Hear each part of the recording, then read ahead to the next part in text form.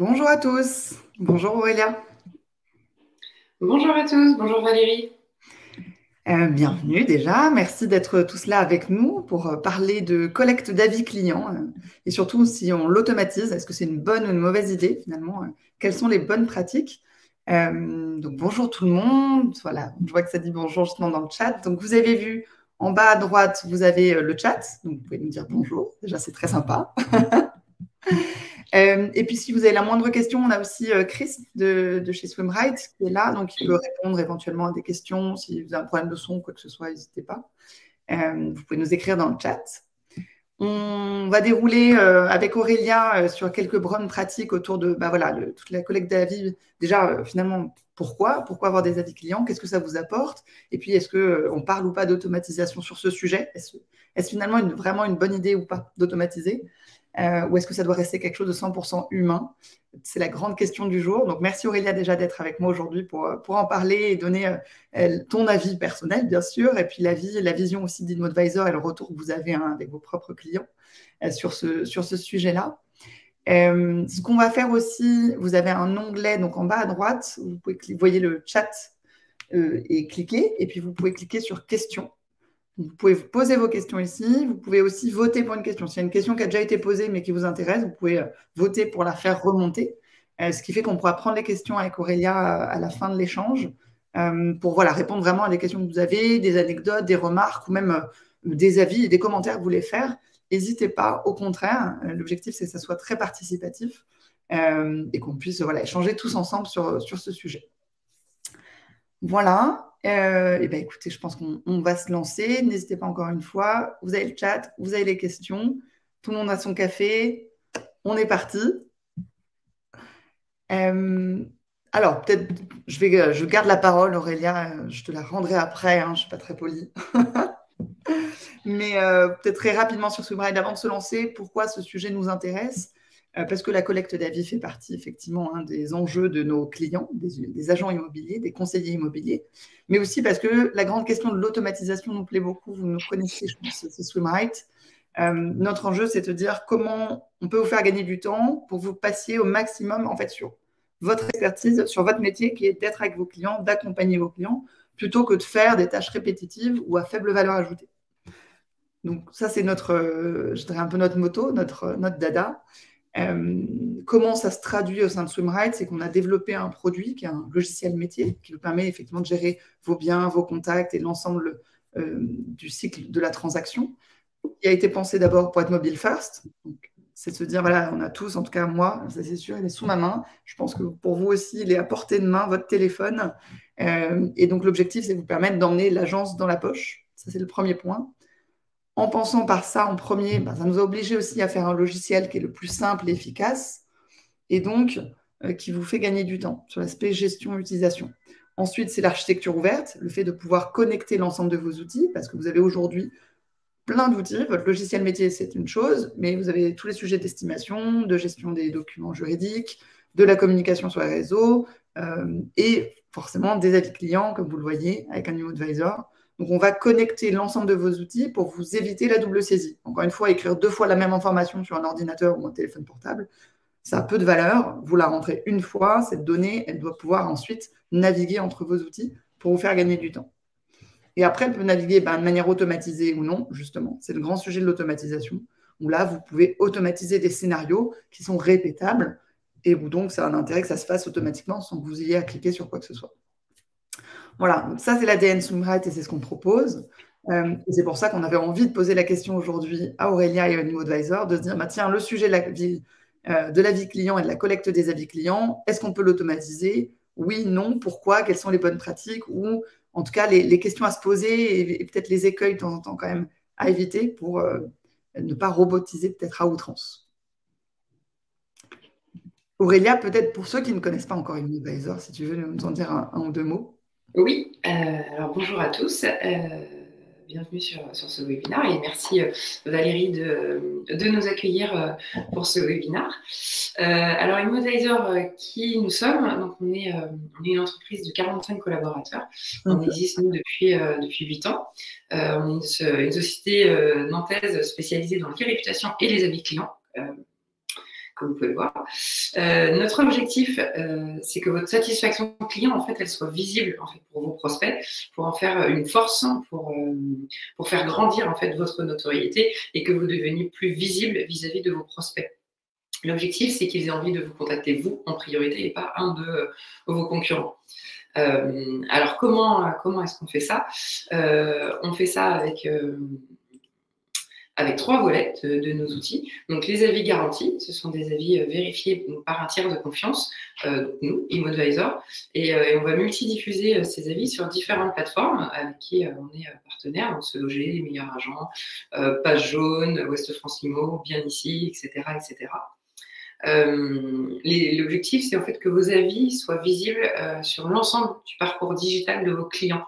Et donc pour ça, on a aussi un volet qui est sur les avis Google. Donc on est spécialiste des avis Google qui sont très très importants de par leur visibilité, hein, puisque chaque fois qu'on va sur Google, qu'on tape le nom d'une entreprise ou même qu'on tape agence immobilière, tout de suite on va avoir les informations sur Google avec les avis, les petites étoiles que vous connaissez tous. Ces avis sont difficiles à capter, donc c'est pour ça qu'on a mis en place une solution. Et puis, pour aller plus loin, toujours sur vos fiches Google, en fait, pour qu'elles soient plus visibles, nous, on vous accompagne dans le travail de votre visibilité locale. Et donc, notre solution, elle vous permet de remonter sur les requêtes locales. Alors aujourd'hui, comme le disait Valérie tout à l'heure, on se voit pour parler collecte d'avis et automatisation. Donc, ce que je vous propose comme programme, c'est pourquoi est-ce qu'il est important d'avoir des avis clients en nombre et quelles sont les techniques les plus efficaces pour collecter. Donc, on va aborder effectivement nos conseils, nous, chez ImoAdvisor, et plus précisément l'automatisation.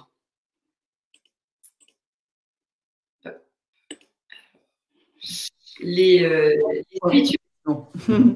Excuse-moi, Valérie, tu voulais dire? Non, je disais oui, effectivement, pour démarrer, c'est pourquoi avoir des avis?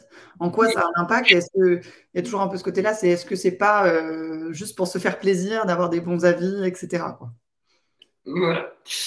Du coup, on va commencer par les habitudes des internautes avec 2 chiffres qui nous paraissaient importants de mettre en avant. Donc 98% des acheteurs ont lu des avis en ligne avant de faire un achat sur l'année 2022. Donc, autant dire quasiment tout le monde. Et le deuxième chiffre important qu'on souhaitait mettre en avant aujourd'hui, c'est 90% des projets immobiliers débutent sur Internet. Donc les avis sont en fait une source de crédibilité. Ils sont le reflet du nombre de dossiers que vous avez à traiter. Ils sont le reflet de votre professionnalisme. Et pour ça, avoir un nombre conséquent d'avis clients, ça va vous aider à avoir une relation de confiance avec les internautes qui sont vos futurs clients, vos potentiels prospects. Et en fait, l'information qu'on voulait vous transmettre, c'est en fait une bonne note, un 4,8 par exemple avec 5 avis clients, ça ne va pas du tout avoir le même poids que un 4,8 avec plus de 1000 avis récents qui arrivent tous les jours. Ça n'aura pas du tout le même impact sur l'internaute quand il verra ça. Donc ça, c'est le premier point, avoir des nombres... un nombre d'avis conséquent. Deuxième point important, la date de publication pour les avis compte également beaucoup. 56%, je ne l'ai pas mis sur le slide, mais je vous le dis à l'oral, 56% des internautes pensent que le dernier avis doit dater d'il y a moins de 3 mois pour être crédible. Donc, une entreprise qui a des avis qui datent de plus d'1 an, ça laissera toujours un doute dans l'esprit de l'internaute, du futur client. On va pouvoir se demander est-ce que les clients sont toujours satisfaits? Est-ce que l'entreprise est toujours en activité? Est-ce qu'elle n'a pas mis la clé sous la porte et que la fiche Google ne serait pas fermée? Voilà, le doute, d'une façon générale, ne bénéficie pas aux professionnels de l'immobilier. Un prospect va toujours préférer une entreprise qui a de bons avis récents en quantité avec une bonne note qu'une bonne note avec quelques avis qui datent d'il y a plus d'1 an. D'où c'est important du coup d'avoir une vraie régularité et en fait de tout le temps demander ses avis. C'est ça, c'est-à-dire que je ne sais pas si là on se dit bah tiens c'est début 2023, j'ai passé d'avis, on fait un gros coup, on appelle tous ses clients récents, etc. Là on obtient plein de notes et c'est super. Mais en fait si pendant 6 mois on ne fait plus rien, en fait on perd un petit peu l'intérêt, c'est ça? C'est ça, en crédibilité et en visibilité. D'où l'importance en fait de mettre une stratégie de collecte proactive vis-à-vis des avis clients. Une stratégie, du coup, ça se réfléchit. Hein. Une stratégie, il faut qu'elle soit adaptée à votre activité, qu'elle soit adaptée à votre structure et surtout au parcours digital de votre prospect en fait. Donc, hop, je passe sur la slide suivante. Désolée, j'ai un petit bug de souris. Un rapide focus, je vais faire un petit focus sur le avis client et chiffre d'affaires. En fait, faire le lien entre les deux, parce qu'on a là aussi des chiffres intéressants pour votre métier. Plus de 28% de chiffre d'affaires annuel pour les entreprises qui ont une note supérieure à 4,5 et plus de 35% de revenus en plus pour les entreprises qui répondent à leurs avis clients. Donc ça montre bien en fait que les avis clients sont un élément de rassurance pour vos prospects et ça montre encore l'importance de mettre en place une stratégie proactive de collecte d'avis. Je développe un petit peu la proactivité, mais par proactivité, j'entends que si vous attendez en fait d'avoir des avis clients, parce que vous pourriez me dire, bah, mes clients vont laisser un avis s'ils sont satisfaits, vous allez en avoir que quelques-uns. Vous allez, et en plus, majoritairement, on laisse un avis souvent quand on est mécontent, donc on va avoir tendance à le dire. Et nous, ce qu'on veut mettre en avant, c'est la satisfaction en fait de vos clients contents. Donc l'idée, c'est de collecter des avis de vos clients qui sont contents de votre professionnalisme, du travail qu'ils ont fait avec vous. Et c'est pour cela qu'il faut mettre en place une stratégie de collecte. Parce que si je prends un exemple, à une agence concurrente, compétences égales, vos prospects, ils iront toujours vers l'agence qui a le plus d'avis positifs, des avis récents avec la meilleure note. Donc, la question qu'on va se poser aujourd'hui dans ce webinaire, après avoir fait un petit focus sur l'importance de collecter des avis clients, c'est comment est-ce qu'on collecte de façon efficace des avis clients. Alors, la première chose très importante, c'est prévenir oralement en fait, vos clients que vous allez lui demander son avis, que vous allez lui demander de déposer un avis client. Vraiment, j'insiste sur ce point, c'est vraiment très, très important. On l'a clairement observé, nous, chez nos clients. Il faut le prévenir, il faut l'avertir qu'il va être sollicité pour déposer un avis. Mais ça ne suffit pas toujours. Et imaginez, vous avez vendu une maison, il y a des travaux à faire dedans, votre client il va être parti sur son déménagement, sur les travaux, vous lui avez dit à l'oral, sauf qu'il est concentré sur autre chose, c'est pas sa priorité du moment, et donc il va falloir lui redemander. Pour ça, il va y avoir plusieurs façons de collecter en fonction de, comme je disais tout à l'heure, de votre structure, de votre activité. Et ce qui est important, c'est que vous trouviez le bon moyen de le faire. Donc que ce soit via vos collaborateurs, qu'ils collectent en face à face. Donc, nous, par exemple, on a développé chez ImmoAdvisor une application pour que vos collaborateurs puissent collecter en face à face. On sait d'expérience que c'est ce qui fonctionne le mieux, ce qui fonctionne très bien de collecter en face à face, via un email ou un SMS ou même directement dans l'application. Par contre, si au cours en fait de votre processus de collecte, vous vous rendez compte que vos collaborateurs ne collectent pas en face à face, il y en a qui sont pas à l'aise avec le fait de demander à un client tout de suite son avis, il y en a qui n'y pensent pas, ça arrive, on le sait. Et bien là, l'automatisation de la collecte d'avis va vous sauver la mise. Vous allez pouvoir à la fois avec un outil métier, donc votre CRM, déployer en fait une collecte automatisée axée sur l'envoi d'emails ou l'envoi d'SMS. Cette double stratégie, donc je spoil un petit peu, mais cette double stratégie va faciliter en fait la tâche de vos collaborateurs et augmenter vos taux de retour et ainsi vous allez gagner un peu plus de clients. Donc voilà pour les conseils, nous chez ImoAdvisor, et c'est pour ça qu'on a mis en place un partenariat avec Sweetbright qui nous permet d'automatiser la collecte. Et je vais passer la parole à Valérie qui va vous donner ses bonnes pratiques sur l'automatisation de la collecte. Alors, parce qu'effectivement, en plus, comme tu le dis, Aurélia, vous, votre recommandation, c'est de dire que ça doit être dit et redit plusieurs fois avant d'obtenir. Parce que même un client content, en fait, malheureusement, ça lui demande un effort. Le moment Exactement. voilà. Et puis, tu veux un avis où il y a une bonne note, mais il y a aussi un commentaire qui est à la Très fois important. très positif, mais très authentique, pour Voilà. que voilà, il reflète bien et que voilà, ça apporte de la valeur. Et donc, c'est cette fameux impact, quand même, on a vu hein, les chiffres sur le chiffre d'affaires. Plus 28% hein, je crois sur le chiffre d'affaires, c'est ça. 5% si tu réponds aux avis. Donc en fait, c'est une vraie habitude de consommation aujourd'hui et en fait, ça fait partie finalement de votre process, presque de votre business en part entière. Le fait de le faire ou de ne pas le faire va impacter votre chiffre d'affaires. Donc, globalement, ce serait pas mal de l'avoir dans le parcours et de l'avoir en tête. Mais ça demande effectivement quand même beaucoup d'énergie de s'assurer que l'ensemble de vos conseillers de l'agence en parlent, en reparlent, le demandent, relancent. Et souvent, ils vont le faire. Hein. J'imagine qu'ils vont quand même pouvoir en parler, peut-être faire un envoi, mais ils ne vont pas faire des relances, ils ne vont pas forcément suivre. Et donc, on ne va pas avoir un taux de collecte qui est énorme. C'est toujours un peu le problème.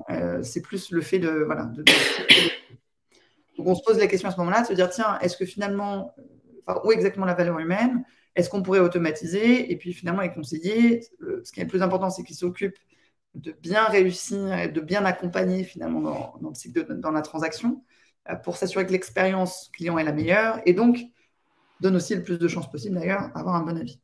Exactement. Donc dans l'automatisation, plus généralement, nous, ce qu'on recommande toujours à nos clients pour se poser la question de est-ce que j'automatise ou pas? C'est une vraie question à se poser en fait.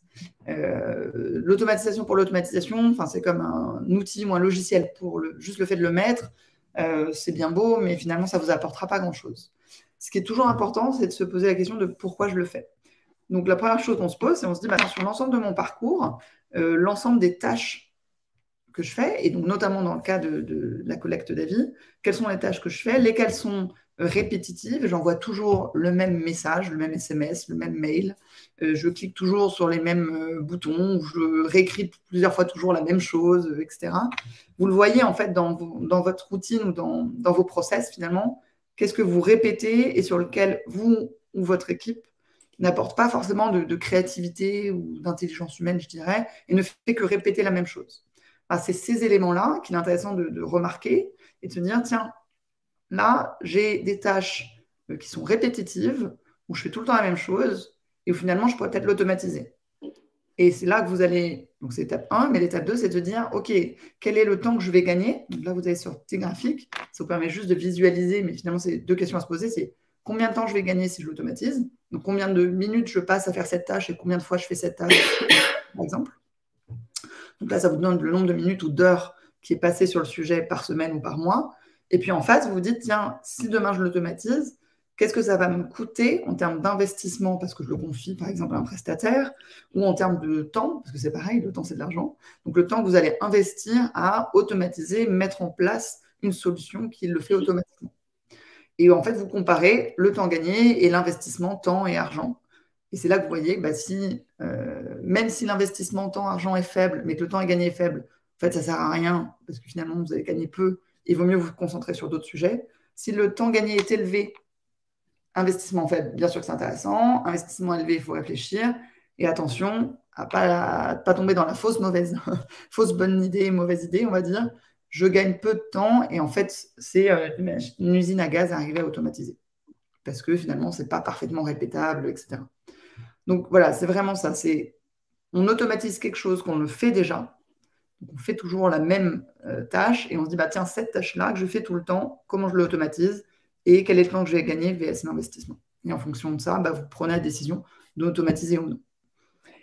Et donc, si on applique finalement cette bonne pratique à la collecte d'avis, il faut se poser la question, est-ce que dans le cadre du process, je dirais, de la collecte d'avis client, quelles sont les tâches qui sont réellement répétitives, que vous pourriez donc automatiser, presque robotiser, et quelles sont les parties, la collecte, qui est par exemple, je dois bien prévenir mon client qu'il va être sollicité, on va lui demander une demande d'avis, etc.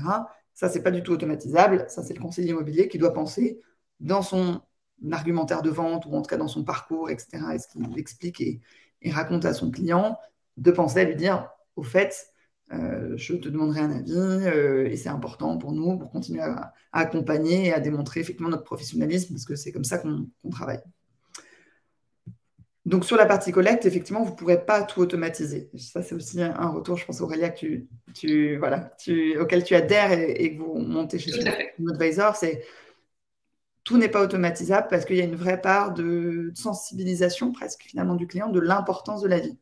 Monsieur le client, vous avez adoré mon accompagnement et d'ailleurs, j'ai apprécié aussi le faire et j'ai vraiment eu à cœur de vous accompagner dans ce projet. Et il est important pour moi, pour pouvoir accompagner toujours plus de personnes comme vous, d'avoir votre avis parce qu'aujourd'hui, ça compte pour faire confiance. Donc, je compte sur vous pour me donner un super avis. C'est important de pouvoir avoir cette part-là qui est très émotionnelle et très humaine. Mais peut-être que le mail, par exemple, que vous envoyez à chaque fois pour envoyer, tiens d'ailleurs, le fameux avis que je t'ai demandé, le lien, il est là. Ça, pour le coup, le mail, c'est exactement le même que vous envoyez à chaque fois en changeant le prénom. Ça, c'est complètement automatisable. Donc, c'est vraiment ça qu'il faut évaluer. Du coup, on va rentrer dans l'automatisation. Comment faire, on va dire, pour que ce soit bien fait? Il y a plusieurs choses. Donc, j'ai évalué qu'est-ce que je voulais automatiser, quelle était la part de tâches qui n'était pas automatisable et devait rester très humaine, et laquelle était au contraire automatisable parce que très répétitive. Les messages, par exemple, c'est hyper important. Automatiser ne veut pas dire devenir un robot. Donc, quand on écrit des messages, c'est toujours un petit peu difficile. Quand on est en phase d'automatisation, on écrit un message en disant ça va partir à plein de gens. Moi, ma recommandation, c'est de se dire, imaginez que, même en fait, prenez le dernier mail que vous avez envoyé, vous avez demandé un avis, prenez ce mail-là, vérifiez qu'il est suffisamment générique, on va dire, pour qu'il s'adapte à tous, mais qu'il est aussi très sincère et très authentique pour qu'il donne envie à la personne de vous laisser un avis. Donc, vous prenez ce mail-là, qui est plutôt celui de droite, vous mettez juste le prénom, mais ça, c'est automatisable dans des outils d'emailing, etc., d'avoir bonjour, prénom, et après, vous avez tout le texte. Donc, faites quelque chose de personnalisé en indiquant le prénom. Vous pouvez avoir quelques autres variables, type l'adresse du bien ou la ville, ou 2-3 informations qui permettent de vraiment personnaliser, avoir l'impression que le mail a été envoyé à la main. Ne tombez pas dans l'automatisation. On dit en gros, merci beaucoup, merci de partager le lien. Voilà, bonjour. Et effectivement, on voit bien que ce mail-là, j'ai peut-être envoyé à 15 personnes en même temps. Donc, projetez-vous sur, je suis en train d'écrire à, dans mon cas, c'est un Julien, par exemple. Je suis en train d'écrire à Julien. Je ne suis pas en train d'écrire un mail qui va partir à 15 personnes. Donc ça, c'est important. Et le plus simple, je pense, c'est de prendre en fait le dernier mail que vous avez fait pour envoyer une demande d'avis. Vous le réutilisez, vous l'adaptez un petit peu. Et en fait, comme ça, vous savez que c'est aussi quelque chose de très sincère et ce que vous auriez écrit, en fait. Donc, l'importance de la personnalisation pour que c'est l'air aussi très authentique. Ça, c'est le premier point. On automatise, mais on n'oublie pas d'apporter ce côté customisation, personnalisation, et puis surtout comme si on s'adressait à une vraie personne. La deuxième étape, c'est de le faire au bon moment. C'est pareil. Comme vous automatisez, vous devez définir, tiens, à quel moment de mon parcours de vente ça doit partir. Du coup, là, ce n'est pas vous qui décidez à l'instant T de dire, tiens, je l'envoie à Julien ou à un tel. Il faut définir à quel moment vous aurez bien déjà spécifié que vous allez faire une demande et à quel moment c'est le plus opportun aussi pour qu'il ait envie de vous faire un avis positif. Il y a plusieurs étapes du parcours. Ça reste, c'est un projet de vie, que ce soit pour l'achat de sa maison, que ce soit un investissement, de la vente, etc. C'est des projets qui sont très sensibles. Vous connaissez vos clients. Il y a des moments qui sont stressants. Forcément, vous allez plutôt avoir envie de lui demander un avis positif au moment où il est satisfait, où il est relaxé et où tout s'est bien passé. Donc, c'est pareil. Pensez à quel endroit du parcours de vente ça a du sens pour vous, en fonction de vos clients, de vos habitudes. Et encore une fois, le plus simple, c'est de se dire, si je le fais à la main, à quel moment, en fait, je le fais? Est-ce que je le fais toujours suite à la signature du compromis, suite à la validation de l'offre, après l'acte authentique? À quel moment, en fait, ça a du sens? Et vous pouvez soit prévoir des délais, suite à telle étape plus X jours, ou utiliser vraiment des statuts, par exemple, de dire, quand je passe, parce que la durée, toute la phase de compromis, etc., jusqu'à la signature peut prendre des fois plus de temps. Donc, plutôt que prendre du délai, on peut se dire, tiens, moi, je le fais uniquement une fois que je l'ai passé en vendu, par exemple. Un statut chez Swimrite, ça vous permet de je le passe en vendu. Et c'est à ce moment-là que la demande d'avis part. Parce que je sais que c'est comme ça, et donc ça correspond aussi à vraiment une étape de mon process interne. Donc, personnaliser le message et personnaliser le fait que c'est au bon moment et selon la bonne étape, je dirais, de votre parcours de vente. Et pour moi, la dernière recommandation, et encore une fois, c'est toujours pour se dire comment j'automatise tout en gardant un process tel qu'il est aujourd'hui. On réutilise les bonnes pratiques, on fait juste qu'on arrête d'envoyer le même mail tout le temps, on arrête de cliquer sur un bouton et on se concentre sur là où on apporte de la valeur. Mais ça doit vraiment ressembler à ce que vous feriez vous-même, en fait. Et donc, le dernier point, et ça, Aurélien, on en avait parlé, je sais que c'est aussi un retour chez vous, c'est de dire attention, c'est pareil, vous connaissez vos clients.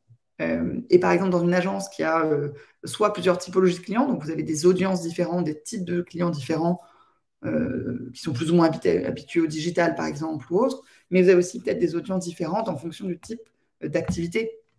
Pour vos clients sur la partie transac ou location ou syndic, ça peut être pas les mêmes choses. Et vous allez soit pas du tout automatiser dans certaines activités, ou automatiser, mais faire une demande différente, avec un message différent, à un moment différent. Donc, pensez aussi à segmenter et pareil, à personnaliser en fonction du type de client ou d'activité.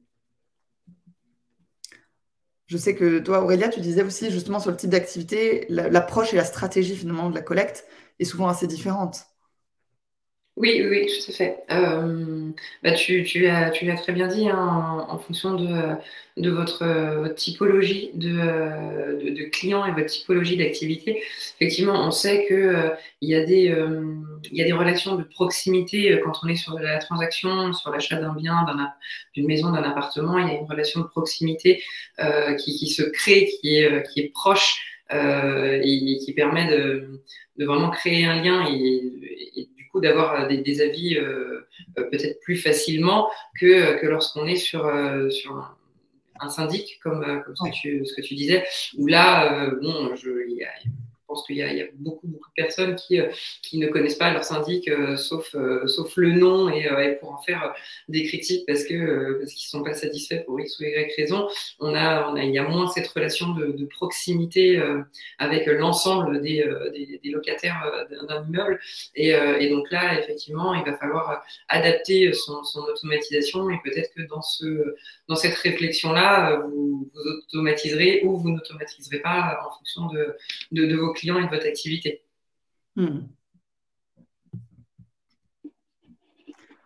Du coup, si on résume peut-être l'ensemble de nos retours. C'est ça. Bonne ou mauvaise idée, on a fait une réponse de Normand.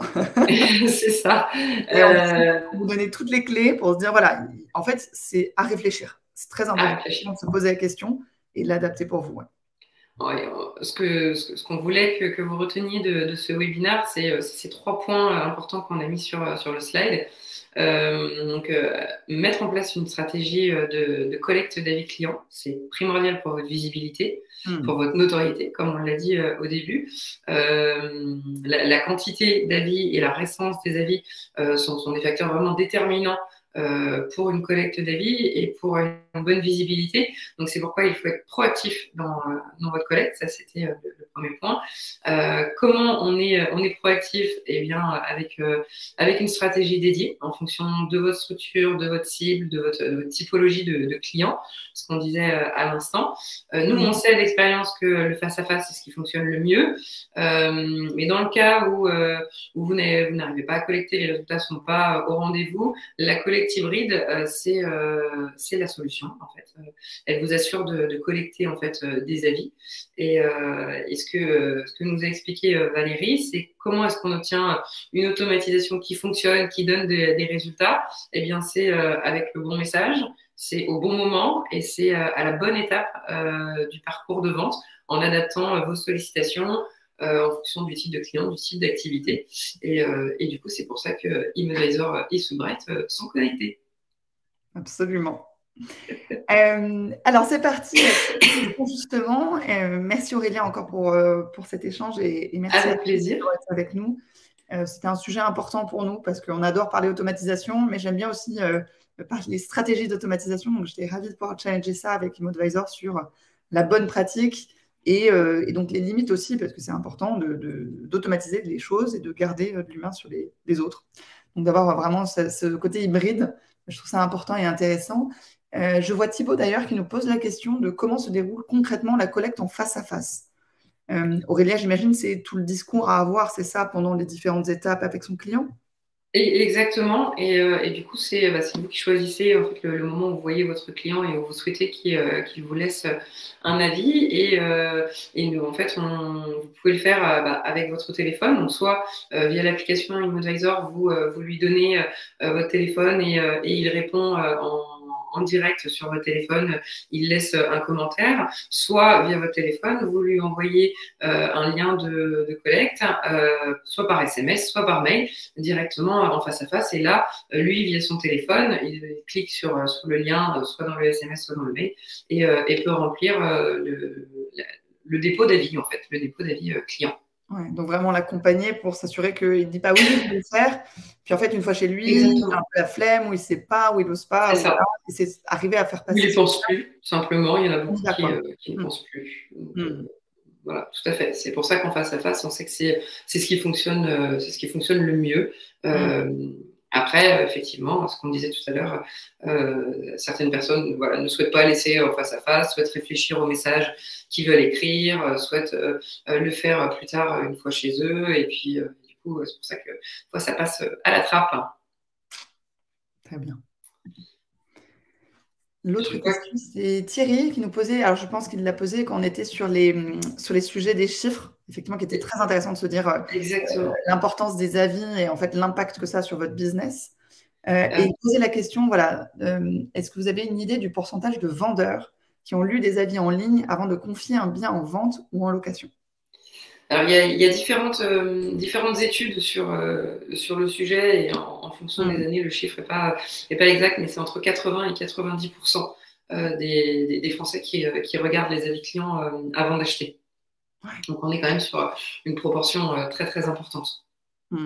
Et comme on le voyait tout à l'heure, en plus, dans le cadre de l'immobilier, ça ne change pas. Les projets de vente ou d'achat démarrent tous sur Internet. Donc, forcément, il y a un moment où ils vont arriver, que ce soit acquéreurs comme vendeurs, ils vont arriver sur le sujet des avis et vont, en fait, ça va les influer, en tout cas, dans leur confiance, dans leur assurance. C'est ça, tout à fait. Que ce soit sur les grandes plateformes pour rechercher un bien ou que ce soit pour publier une annonce sur Internet ou que ce soit pour contacter un professionnel, que ce soit dans son quartier ou que ce soit sur la ville dans laquelle ils sont. Et donc, tout de suite, on va voir sur Google les avis, les étoiles, les commentaires en fait, des précédents clients. Donc, c'est extrêmement visible et du coup, c'est très, très important d'avoir cette stratégie vis-à-vis de vos prospects en fait et de vos futurs vendeurs ou acquéreurs pour du coup être mieux positionnés par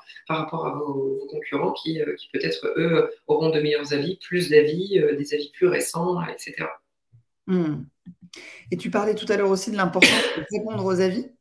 Oui. Donc là, que ce soit positif ou négatif, vraiment, la notion de réponse aux avis, c'est aussi de montrer d'ailleurs qu'on est présent. Et même sur le positif, il faut dire un merci. Voilà, quelle est un peu la recommandation globale, comment on gère un positif, un négatif au niveau de la réponse. La position, c'est de toujours répondre aux avis. Effectivement, que ce soit positif ou que ce soit négatif, c'est d'apporter une réponse. Ça enverra que des signaux positifs à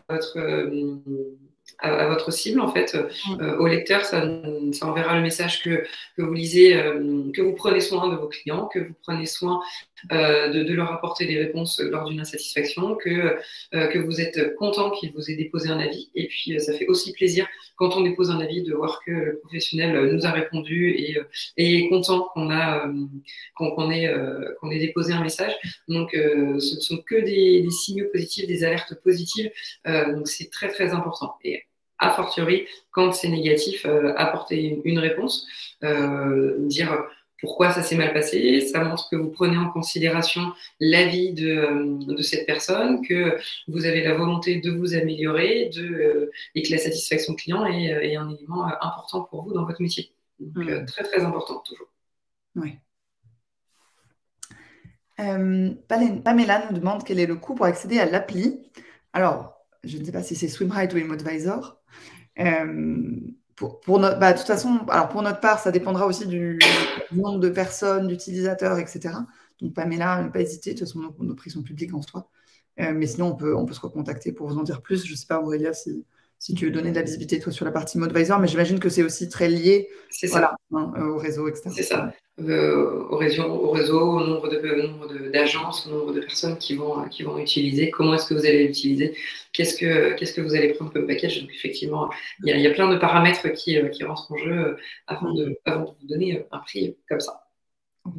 Donc Pamela, avec grand plaisir, on se recontacte pour bien comprendre votre contexte et du coup vous répondre de manière précise en fonction de votre contexte. Thierry nous demande d'ailleurs, l'automatisation de collecte ne nécessite tout de même pas un filtre avant envoi au cas où.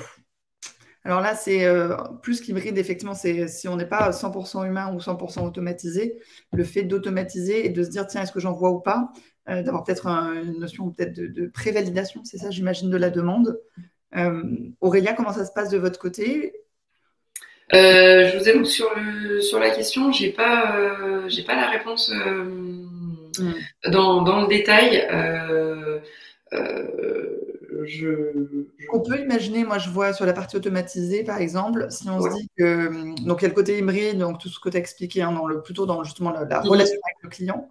Ce que nous on a dit, voilà comment automatiser. Vous dites tiens j'automatise, mais en fait je sais que j'ai toujours X cas où en fait non finalement je veux pas qu'ils partent. Même si j'ai défini le bon moment, le bon message, la bonne audience, etc. Je veux pouvoir me dire à tel et tel cas ça part pas. Ce qui peut être automatisé, c'est par exemple de préfaire le message et du coup, le conseiller n'a plus qu'à faire envoyer le mail. Mais voilà, comme ça, on envoie, limite, le mail est envoyé au conseiller, c'est le conseiller qui n'a plus qu'à forwarder en quelque sorte.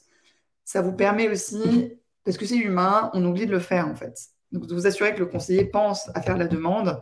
Voilà, vous pouvez automatiser en fait le fait de lui préparer les choses, mais que l'envoi final soit effectivement fait manuellement, si vous pensez qu'il est important de pouvoir filtrer et pas envoyer à 100% des cas.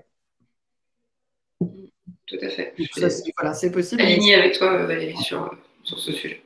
Et ça revient à ce qu'on disait tout à l'heure sur finalement de bien définir comment vous voulez automatiser, comment vous voulez automatiser, quel est votre parcours, vos audiences, et si vous pensez qu'il y a un peu des risques, de dire bah, tiens, je ne vais pas envoyer à quelqu'un qui est moyennement satisfait, et je cherche à envoyer uniquement à ceux dont je suis sûr qu'ils sont satisfaits. Mais voilà, c'est encore une fois, voilà, il ne faut pas automatiser pour automatiser, et donc ça dépend de vos propres process, de votre manière de faire, en fait, d'ailleurs. Et c'est pour ça que nous, avec nos clients, à chaque fois sur la partie automatisation, on le fait vraiment au cas par cas, en fait. Hein. C'est avec chaque client qu'on définit les besoins et qu'on met en place les bonnes automatisations qui correspondent à leurs pratiques, à leurs process, à leurs clients, etc. Bien définir le parcours digital. Ouais, c'est ça. Une vraie stratégie digitale de l'agence. Tout à fait. Voilà, je crois qu'on a répondu à peu près aux toutes questions. Oui, je pense qu'on a répondu à l'ensemble des questions. Ouais. Voilà. Eh ben, merci à tous. Merci encore d'avoir été avec nous. Merci Aurélia pour tout ça. Merci à toi Valérie de m'avoir invitée. De nous avoir invités. D'ailleurs, c'était avec grand plaisir. Avec grand plaisir aussi. Sujet très intéressant. Et puis, hâte d'en savoir plus. N'hésitez pas à nous contacter. Vous avez nos coordonnées. Parce que aussi, des retours que vous avez à chaud sur la manière dont vous l'utilisez, la manière dont vous faites, nous intéresse toujours pour comprendre effectivement comment ça se met en place sur le terrain et comment on peut vous aider ou adapter demain tout ça. Quels sont vos enjeux et comment mettre en place. Exactement. On est curieux d'en savoir toujours plus sur vous. Merci à tous. Bonne journée à tous. Bonne journée Valérie. Et puis à bientôt. À bientôt. Au revoir. Au revoir.